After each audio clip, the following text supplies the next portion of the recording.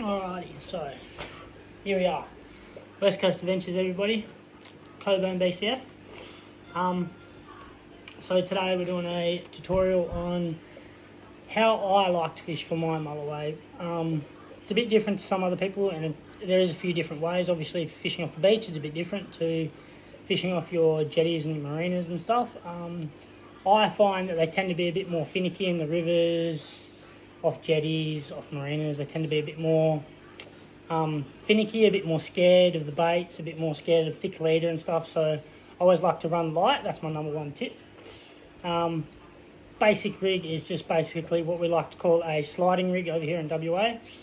It's basically just your sinker slider on your main line, running to a swivel, running down to a set of hooks. I'll run through it a bit more as we go, but yeah, that's the basic general idea of the sliding rig. And running light leaders like 40 or 50 pound leaders. So the highest I normally run 60, but the lowest I'll run's 30, just if the fish are being really finicky. But yeah, that's the main thing to keep in mind, is light leader, light line, and thin gauge hooks. That's another really nice one. But for the combo, it's basically probably the all-time talked about combo for mully fishing, and that is the Shimano bait runner.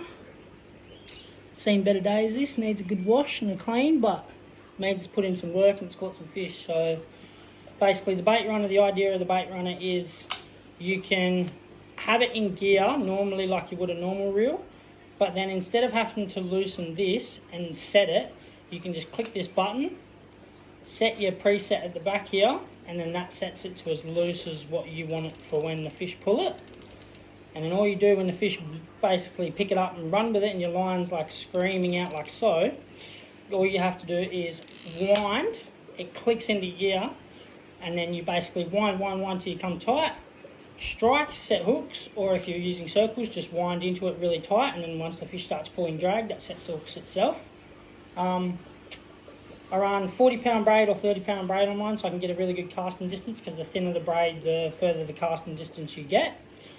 For most beginners, I tell them 50 pound will work. It's more the rigs that you want to run light. So that comes down to, yeah, 40 pound braid, and then that goes to about, I'd say 2.5 to 3 meters of monofilament. I use Black Magic. Love it, haven't had a problem with it. Absolutely amazing, really good abrasion resistance and really good stretch and knot strength. Basically join that up with the FG. Use the FG knot to join that up. There's a few tutorials out on YouTube that I find really good, like Briggsy's FG tutorial. He's a really good one to watch. He goes through it really slow and properly. And then your 3 meters of mono come down, and that basically just runs down to your sliding sinker, which comes down to whatever sinker you like using. It all depends for me what sinkers I use where. Most of the time I like to use grapple sinkers because I can stay really tight to my bait and I can have no slack in my line. And what that means is, so when you cast out and you flick your bail arm back over after you've let it sink, you can have a big bow in your line. And what you want to do is wind until it comes tight with the sinker. Then set your drag to loose, to about probably half kilo, 500 grams to a kilo. 500 grams is pretty good, so really light drag. That's what I like about them, because I find if you use Saragosas and heavier reels, they tend to pull the drag and they can feel it, and then they spit your baits. So yeah, light drag again is another really good key. And then we come down from the sinker slider and the sinkers to a swivel. I like to use Black Magic swivels. I think these are the 100 pound swivels, something like that.